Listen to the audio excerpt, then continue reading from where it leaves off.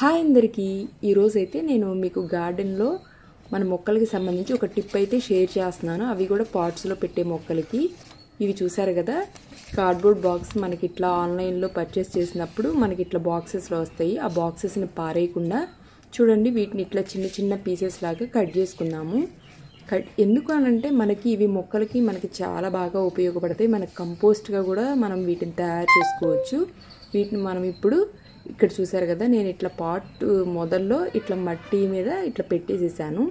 మనకి నీరు పోసినప్పుడు ఆ నీళ్లు తొందరగా ఎండిపోకుండా మనకి ఆ అట్టపెట్టెకి చెమ్మగా ఉండి మనకి మొక్కలకు కూడా ఎప్పుడు చెమ్మగా అట్లా ఉంటుంది. రూట్స్ అనేవి కూడా మనకి ఎండిపోకుండా మొక్కలకి చాలా బాగా ఉపయోగపడతాయి. చూసారు కదా, ఇది వచ్చేసి సిరామిక్ పాట్. ఇది మనకి ఎక్కువ హీట్ అయిపోయి మనకి మట్టంతా నీళ్లు లేక ఎండిపోయినట్టు అయిపోతుంది. ఒక 1 అవర్కే మనకు అట్లా ఎండిపోయిద్ది. అందుకని చెప్పేసి నేను ఇట్లా పాట్స్ అన్నిట్లో కూడా ఇట్లా అట్ట ముక్కల్ని కట్ చేసేసి అలా పెట్టేశాను. కాకపోతే మనం ఆ రూట్కి మధ్యలో మాత్రం కొంచెం ప్లేస్ వదిలేసి చుట్టూ మనం ఇట్లా అట్ట ముక్కల్ని పెట్టేసుకుందాము. నేను ఇట్లా మా ఫస్ట్ ఫ్లోర్లో ఉన్న మొక్కలన్నిట్లోనూ ఇట్లా అట్టపెట్టెలన్నీ పెట్టేసేసాను.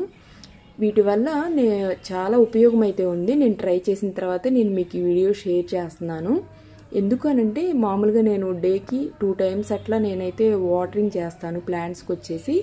ఇప్పుడు మనకి సమ్మర్ కూడా మనకి ఇంకొక యూజ్ ఏంటి అనంటే, మనం పాట్లో నీళ్లు పోసినప్పుడు ఆ మట్టి కింద చిందకుండా కూడా మనకి చాలా బాగా ఉపయోగపడుతుంది.